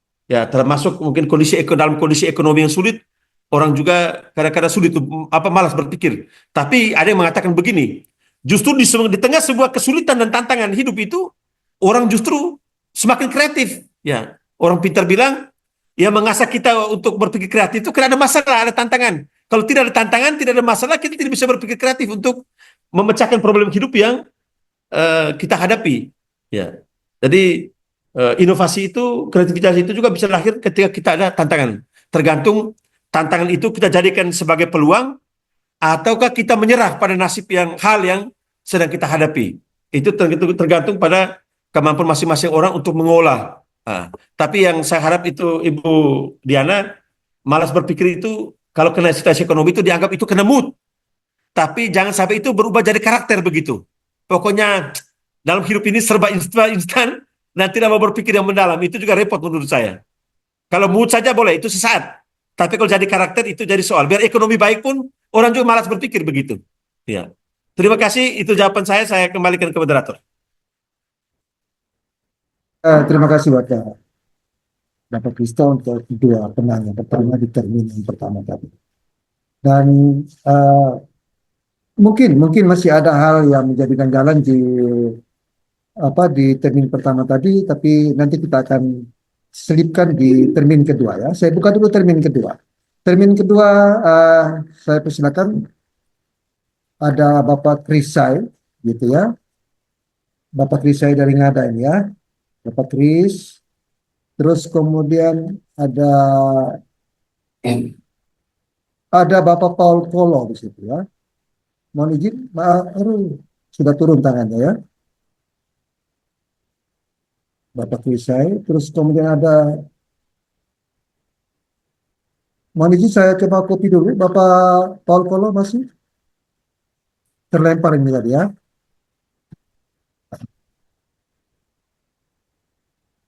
Bapak Paul Kolo izin masih ada di monitor.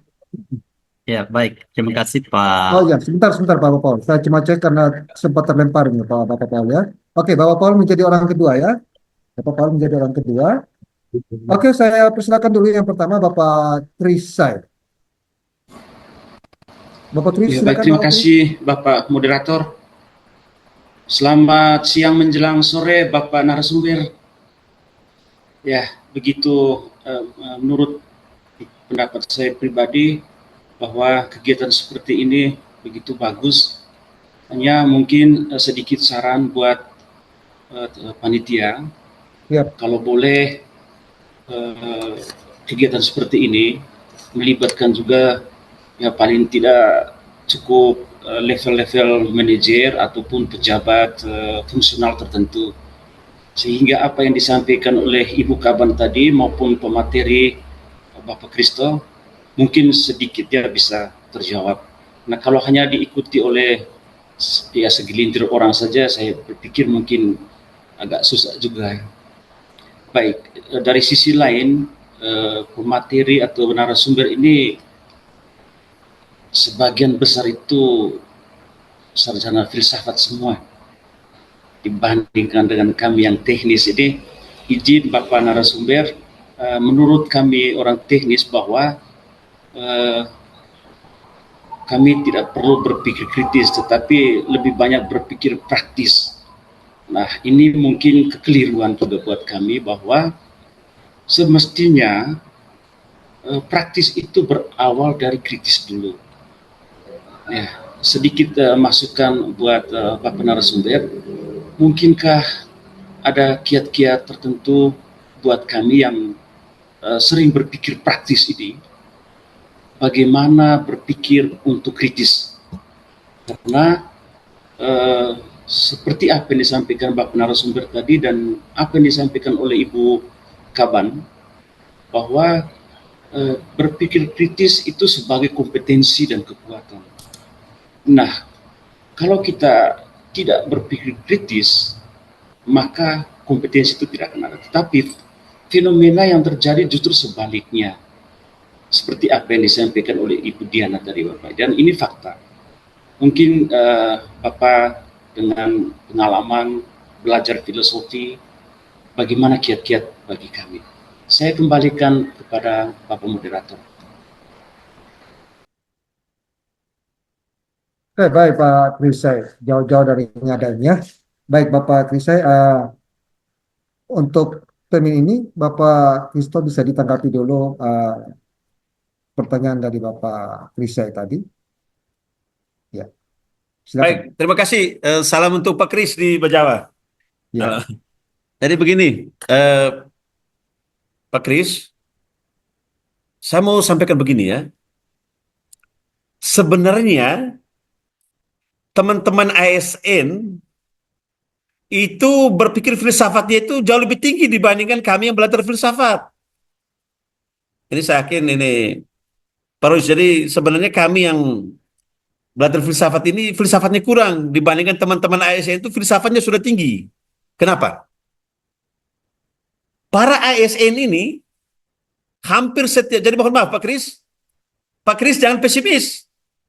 Pak Kris mereka itu tiap hari berfilsafat. Hanya kami ini belajar filsafat dalam konteks sistem berpikir. Tapi sesungguhnya yang Pak Kris mereka kerjakan, teman-teman ASN kerjakan tiap hari itu kamu sudah berfilsafat jauh lebih dari kami. Kenapa? Teman-teman ASN itu tiap hari diskusi tentang bagaimana memecahkan persoalan yang dihadapi oleh masyarakat. Ketika ini Pak Kris ini saya tahu ini urusan bagian kehutanan ini di Bejawa. Ketika ada masyarakat menyampaikan laporan terkait dengan penebangan hutan, ketika ada masyarakat keluhkan bagaimana bisa menanam kopi di kawasan hutan produksi, regulasinya tidak mengizinkan bagaimana menemukan jalan keluarnya. Nah, jangan lupa Pak Kris, ketika kamu di kantor melakukan analisis, melakukan kajian, lalu kemudian memecahkan persoalan itu, Bapak mereka sedang berfilsafat. Karena di situ kamu mengkaitkan regulasi ini. Bagaimana mengkawinkan itu dengan kebutuhan real masyarakat di lapangan. Bagaimana memadukan itu dengan perintah pimpinan. Nah, ketika memadukan banyak hal begini, jangan lupa Pak Kris, kamu sedang berpikir kritis dan analitis. Ketika buat kebijakan ini, oh jangan, ini nanti dampaknya begini-begini. Ketika mengambil keputusan seperti ini, waktu diskusi itu bilang jangan. Kalau keputusan ini dampaknya begini-begini, jangan lupa. Ketika sudah menganalisis risiko, dampak itu sudah berfilsafat. Karena kita sedang menggunakan apa kemampuan kita untuk berpikir kritis dan analitis. Jadi Pak Kris jangan bilang, ya, tindakan yang dilakukan oleh Pak Kris mereka itu tindakan praktis. Tetapi seluruh diskusi kamu, perumusan masalah sampai kepada tindakan itu sudah berfilsafat Bapak. Bapak mereka sudah berfilsafat. Pak Rois ketika duduk di kantor memecahkan masalah dengan teman-teman, sudah berfilsafat. Hanya kami ini belajar tentang Aristoteles itu bagaimana, filsuf tadi itu George Bernard Shaw bilang bagaimana. Ya, Bapak mereka itu sudah masuk ke filsafat praktis, tapi itu berfilsafat. Karena kita sedang menggunakan logika berpikir. Masa Bapak mereka di kantor diskusi menyelesaikan masalah tidak menggunakan logika berpikir? Tidak mungkin. Ya, memadukan regulasi, ini perintah atasannya, lalu bagaimana fakta lapangan problem masyarakat, bagaimana, itu sudah berfilsafat. Ya, dari Pak Kris, yang sedang dikerjakan selama ini itu kamu sudah berfilsafat, sudah menggunakan daya berpikir kritis dan analitis. Saya hari ini hanya melengkapi hal-hal kecil yang kurang pada Bapak Ibu sekalian. Ini Ibu Kadis ini, Ibu Ruth ini ketika Pak Gubernur perintahkan begini, kan mesti rapat staf, diskusi, buat kajian, buat telahan, ya. Ketika kita buat telahan itu kita sudah mengurut-urutkan. Ini dasar regulasinya. Ya. Hukumnya dari undang-undang turun ke PP, turun ke permen. Nah, mengurutkan saja itu sudah sistematika. Tadi berpikir kritis kan sistematis. Terstruktur. Baru kemudian masuk ke pendapat, telahan. Itu sudah berfilsafat. Dari berpikir kritis, sistematis, terstruktur itu bagian dari berfilsafat. Ya. Dari Pak Kris, yang sudah dikerjakan selama ini itu sudah top. Itu saya hanya hari ini menambahkan 1-2 hal yang kurang. Jadi menganalisis persoalan. Ya. Ketika di lapangan Pak Kris, ini saya omong konkret saja. Tiba-tiba ada laporan bahwa ada masyarakat yang sensor kayu di sini di kawasan hutan. Pilih, mau beri dia edukasi saja atau prosedur secara pidana. Itu kan pakai kajian, rapat di kantor, analisis persoalan. Ya. Kalau pidana dampaknya begini. Kalau dia pakai pola edukasi saja, beri dia pembinaan, dampaknya begini. Jangan lupa Pak Kris, itu top. Kamu sudah berfilsafat. Ya, analisa persoalan, lalu putuskan, memecahkan persoalan, mengambil keputusan tindakan. Tadi kan definisi berpikir kritis kan bisa memecahkan persoalan secara efektif dan membuat tindakan yang bisa dipertanggungjawabkan. Selesai urusan. Dan tidak usah berpikir filsafat yang terlalu rumit-rumit, tidak. Ya. Dari Pak Kris, apa yang dikerjakan itu sudah top. Saya hari ini hanya membantu untuk memberi penyegaran saja begitu. Oke, terima kasih. Nah. Ya, baik, terima kasih Bapak Kris. Jadi itu tadi ya, kalau Pak Kris ketemu Pak Kris, masalahnya selesai. Selesai, ya. Masalahnya selesai. Tapi soal pertanyaan pertama dari Bapak Kris saya tadi sekaligus juga merupakan harapan, nanti saya akan jawab di belakang lewat kolom chat ya, menyangkut dengan level-level yang nanti akan mengikuti kediklatan BIMTEK dan sebagainya itu nanti kita jelaskan di belakang. Bahwa kebetulan saya dengan Pak Kris ini adalah teman lama. Baik, ada penanya kedua kita hari ini yang akan menyampaikan pertanyaannya ada Bapak Paul Kolo. Bapak Paul Kolo, saya persilakan. Oke, baik. Terima kasih Pak Royce yang sudah memberi kesempatan kepada saya. Baik. Setelah menyimak diskusi paparan materi dari Pak Kristo yang terhormat, ini anggota DPR. Ya, bicara itu antara berpikir dan mempraktikkan tindakan politik sebetulnya menurut saya. Baik, Pak. Prinsip dari berpikir kritis itu sebetulnya sesuatu yang menurut saya fundamental dalam setiap manusia ketika menghadapi realitas atau macam-macam seperti itu. Tetapi intinya ketika seseorang berpikir kritis, dia sebetulnya di dalamnya itu juga harus mencurigai pikirannya sendiri. Karena yang memverifikasi pikiran seseorang itu kan orang itu sendiri. Yang terjadi itu adalah ketika di dalam pragmatisme birokrasi, gerak birokrasi di dalam tataran pragmatis, yang menjadi soal itu adalah ketika yang mencurigai pikiran orang yang berpikir kritis itu adalah pihak eksternal. Dalam hal ini mungkin ada relasi kekuasaan atau macam-macam seperti itu. Akhirnya yang diharapkan tumbuh sejatinya dari sebuah pikiran kritis itu tidak terjadi. Maka arogansi, regulasi itu kemudian yang digunakan sebagai alat untuk kemudian merepresi segala sesuatu yang harusnya tumbuh ideal dari apa yang kita pikirkan bersama itu, apa yang seharusnya muncul atau lahir dari hasil dari berpikir kritis tadi itu. Kan begini Bapak, birokrasi ini kan kita sebetulnya berkembang, beradaptasi dengan berbagai fenomena berpikir dan macam-macam. Ya, tadi Bapak menggunakan dalil Hegel, tapi kemudian kita hubungkan dengan konsep birokrasi Weber itu kan yang sebetulnya yang ada hal yang hilang, ada entitas yang tidak bisa menghubungkan hal itu Bapak. Sehingga tadi saya katakan kadang-kadang harusnya orang yang memverifikasi pikiran itu adalah orang yang berpikir itu sendiri. Nah, gitu. Jadi berpikir kritis, dalam hal berpikir kritis orang mencurigai pikirannya sendiri dalam tahapan tertentu. Tapi yang terjadi adalah yang mencurigai pikiran orang, misalnya pikiran Pak Royce dicurigai oleh orang yang di luar dirinya, misalnya Pak Royce sendiri. Akhirnya ya arogansi kekuasaan tadi digunakan. Dan alat yang digunakan alat sah yang digunakan oleh arogansi itu adalah regulasi. Sudah aturannya begini, Pak tidak boleh keluar. Jadi itu yang kadang-kadang membuat birokrasi ini, ya orang bilang ya jalan seperti begitu. Gitu. Bekerja tidak ada DPA juga, tidak dana dalam DPA juga. Sudah, kita kerja saja karena seperti itu. Padahal prinsip-prinsip itu sebetulnya menurut saya salah. Begitu. Bagaimana Bapak memberikan tanggapan? Ya, mungkin ada reasoning supaya kemudian membuka cakrawala pikir kami untuk berpikir agak sedikit berbeda dari yang biasanya. Terima kasih. Ya, baik Pak Paul.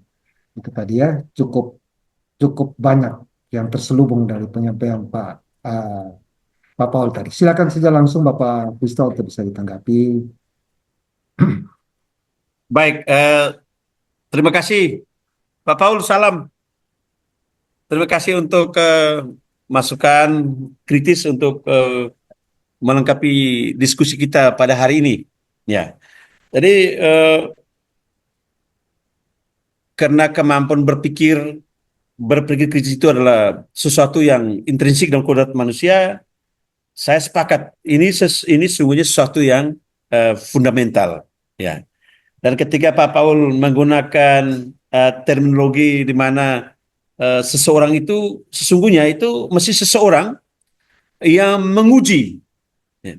Seseorang yang memvalidasi pikirannya sendiri, ya. Jadi mungkin sekarang itu lagi tren Pak Paul semacam kalau di Facebook itu sekarang sudah ada perusahaan yang didirikan Mark Zuckerberg itu Meta. Jadi ini saya anggap yang gagasan Pak Paul ini orang namanya meta berpikir, sesuatu beyond yang ada di luar kemampuan orang berpikir itu meta berpikir ya Pak Paul. Jadi sesungguhnya kita manusia ini dilengkapi kemampuan untuk menguji, ya, menguji. Ya. Mohon maaf ini Om Royce, karena ini pertanyaan Pak Paul ini agak sedikit masuk ke filsafat, saya izin untuk sedikit berfilsafat, tidak apa-apa. Ini karena ini kita ruang untuk menambah pengetahuan wawasan, ya. Jadi kalau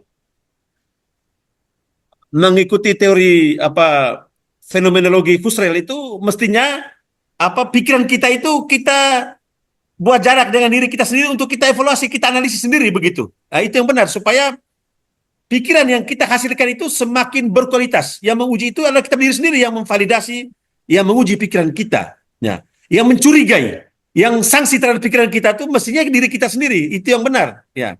Tapi saya mengerti maksud Pak Paul itu mirip seperti yang disampaikan oleh Ibu Diana tadi. Ya, ketika hal ini masuk dalam sebuah sistem pemerintahan, masuk dalam sebuah ruang kerja kita, organisasi, ya itu persoalan, itu problemnya. Pak Paul, itu problemnya. Karena ya orang yang mengevaluasi, yang mencurigai pikiran kita itu, terutama kalau sudah punya perasaan negatif tentang kita, yang sudah punya pandangan negatif tentang kita, terutama faktor ketidaksukaan, faktor likability, faktor perasaan itu, bukan karena faktor rasional, itu biasanya Pak Paul dan kita semua, apapun yang kita pikirkan, apapun yang kita omongkan selalu salah. Ya. Jadi Pak Paul mau ngomong apapun, karena dia sudah terlanjur tidak suka dengan kita, itu selalu dianggap salah. Ya. Kenapa? Orang yang mencurigai pikiran kita, dia tidak menggunakan kerangka berpikir kritis, tapi dia menggunakan perasaan. Yang beliau gunakan itu, mohon maaf, itu irasionalitas, bukan rasionalitas. Ya. Nah, contoh tadi, ya, kalau saya, ini mohon maaf, karena saya politisi, ya, ini saya mau cerita pengalaman sedikit Pak Paul dan kita semua, ya. Saya dulu waktu di Bejawa jadi ketua DPR Ngada. Ada teman saya yang ketika sidang itu dia paling keras, dia paling tegas dan sering menginterupsi saya ketika saya pimpin sidang. Ya. Nah, kalau saya menggunakan emosi, saya akan menjadikan teman saya ini sebagai musuh dalam politik. Ya. Berarti ketika dia bicara, diskusi, saya akan menghambat supaya dia jangan bicara karena orang ini tidak baik, dia dianggap kontraproduktif dalam organisasi. Tapi karena saya berpikir rasional, saya bilang tidak. Ketika dia banyak berbeda pendapat dengan saya, berarti dia sedang memberikan kontribusi terhadap organisasi ini. Berarti dia sayang dengan organisasi ini. Dia ingat dalam lembaga DPR ini, maka saya tetap, semakin dia interupsi saya, semakin dia dalam tanda petik menghajar saya di sidang, saya senang diskusi dan berteman baik dengan dia. Dan banyak pikiran-pikiran baik dengan dia yang saya gunakan sebagai instrumen untuk menata lembaga DPR Ngada itu lebih baik. Begitu. Lalu kemudian saya berpandangan positif secara rasional, bahwa pikiran yang dia sampaikan mungkin dengan cara yang keras, dengan cara yang tegas, ya. Saya melihat orang ini adalah orang yang sangat mencintai saya dan mencintai organisasi ini. Ya. Itu berarti ketika saya menggunakan cara berpikir rasional, kritis. Tapi yang Pak Paul sampaikan itu, kalau dia sudah terlanjur tidak senang dengan kita, dia mencurigai pikiran kita, lalu yang dia bangun adalah ketidaksukaan kepada kita. Lalu setelah dia tidak suka, upaya yang dilakukan adalah penyingkiran, penegasian terhadap keberadaan kita di dalam organisasi itu. Ya. Jadi memang idealnya, ya, kalau kita menggunakan konsep birokrat itu Max Weber itu, sungguh organisasi ini kan harus menjadi institusi yang membuat orang-orang yang ada di dalamnya itu bisa mengembangkan banyak hal, ya, untuk kemajuan hidup bersama, lalu diberi ruang untuk berpikir demokratis, diberi ruang untuk menyampaikan hal produktif. Tapi itu tadi kuncinya itu, saya mengerti kata Pak Paul, sifat arogan, sifat otoriter itu yang membuat setiap hari, karena faktor itu likability, setiap hari itu ada dia mencurigai pikiran apapun, tapi faktor yang membentuk itu sekali lagi bukan karena daya kritisnya. Saya tidak yakin itu karena dia rasional, bukan. Tapi karena faktor perasaan sudah masuk ke ruang perasaan, suka dan tidak suka. Jadi saya ingat itu, mohon maaf ini, karena ini saya masuk ke aplikasinya. Dulu saya pendosen orang Polandia, dia nasihat kepada semua kami di Lelero, dia bilang begini, kamu belajar filsafat. Belajar filsafat itu supaya kamu punya akal budi itu, apapun kondisinya harus jadi pengendali kamu hidup. Jangan pakai emosi atau perasaan. Karena emosi itu adalah bahan bakar yang mudah meledak. Ya. Jadi kalau orang yang hidup dengan menggunakan perasaan tiap hari, dia selalu menggunakan bahan bakarnya itu, maka jangan heran kalau sering marah-marah, tidak suka terima masukan, tidak suka terima pikiran. Memang ini Pak Paul, saya bicara hanya di level yang peserta hari ini. Ya. Nah, kalau yang level pemimpin atau pimpinan, karena bukan ruangnya hari ini, dan ini saya akan berharap satu waktu Pak Paul dan teman-teman, kalau jadi pemimpin, besok lusa, siapa tahu jadi kabit, dari sekretaris dinas, jadi kepala dinas, moga-moga yang dikatakan hari ini kita jangan buat begitu. Ya, kita jangan buat. Ya. Jangan buat, karena waktu itu jangan sampai, Pak Paul, kita jangan sampai mencurigai pikiran kita tiap hari juga. Nah, karena dia berpikir kritis, kita memandang dia sebagai musuh organisasi. Padahal dia itu adalah teman yang paling baik mungkin. Dia itu adalah sahabat yang paling baik yang ingatkan kita supaya kita jangan cepat jatuh. Kalau saya berprinsip begitu, kalau makin dia kritik kita, dia koreksi kita, mungkin dia orang paling mencintai kita. Dia ingin supaya kita tidak cepat jatuh. Karena itu kita mesti berteman baik dengan orang berpikir kritis. Ya. Yang terjadi hari ini, banyak orang yang menghindari, bahkan menghakimi dan menyingkirkan orang-orang yang suka berpikir kritis di sebuah organisasi. Ya. Dari Pak Paul, itu yang tadi idealnya, yang kita sharing ini adalah apa yang konkret ya terjadi pada kita. Pak Paul, terima kasih untuk masukan yang luar biasa memperkaya diskusi hari ini. Terima kasih. Saya kembalikan, Pak Ruiz. Baik, terima kasih. Itu tadi Bapak Ibu peserta sekalian, dua termin yang sempat kita buka untuk memperkaya pertemuan kita hari ini, dan juga ternyata ada masukan banyak sekali dari dari bagaimana menjawab pertanyaan teman-teman ataupun peserta tadi pada dua sesi ini, yang sekaligus juga kalau tidak salah menambah materi kita hari ini. Dan Bapak Kris, rekan-rekan sekalian, bahwa ternyata tidak terasa kita telah berada di penghujung waktu. Ya. Kita telah berada di penghujung waktu dan kita harus mengakhiri sesi kita hari ini atau pertemuan kita hari ini. Dan untuk itu tentunya saya tidak bisa memutuskan begitu saja, Bapak Kristoporus. Tentunya perlu ada bekal sedikit di pertemuan kita hari ini. Kalau boleh saya katakan singkatnya, saya mau bilang bahwa Pak Kristo mohon untuk bisa menyampaikan closing statement dulu untuk kita sekalian di pertemuan kita hari ini. Bapak Kristo, saya silakan. Baik, salam dan selamat siang untuk kita semua. Salam dan selamat siang, Pak. Kepada Ibu Kaban, Ibu Kadis yang hadir, dan semua staf ASN yang mengikuti BIMTEK kita, Pak Ruiz sebagai moderator, singkatnya kita semua yang sangat saya hormati, saya tentu harus menyampaikan terima kasih. Oh ya, Pak Flavi sebagai Kabit, ini senior saya di Lelero dulu, sebagai Kabit, saya menyampaikan terima kasih banyak kepada teman-teman Ibu Kaban BPSDM yang sudah memberikan ruang dan kesempatan kepada saya untuk boleh menyampaikan materi, memberikan sharing pikiran dengan teman-teman ASN pada hari ini. Jadi bagi saya ini adalah sebuah kehormatan bahwa saya diberi waktu untuk bertatap muka dengan teman-teman ASN hari ini. Jadi jujur sesungguhnya saya ini adalah seorang politisi.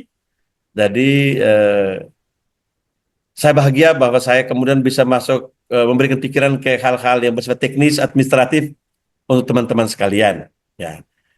Karena materi kita hari ini adalah materi bagaimana kita mesti berpikir kritis untuk mengembangkan kreativitas, inovasi pemerintahan kita. Jadi saya berharap bahwa materi ini akan memberikan manfaat kepada teman-teman ketika kembali ke tempat kerja masing-masing. Ya.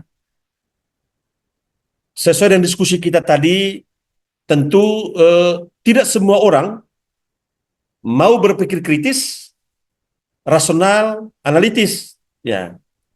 Dan tidak semua atasan kita mau berdiskusi dengan teman-teman atau staf yang suka berpikir kritis dan analitis, ya.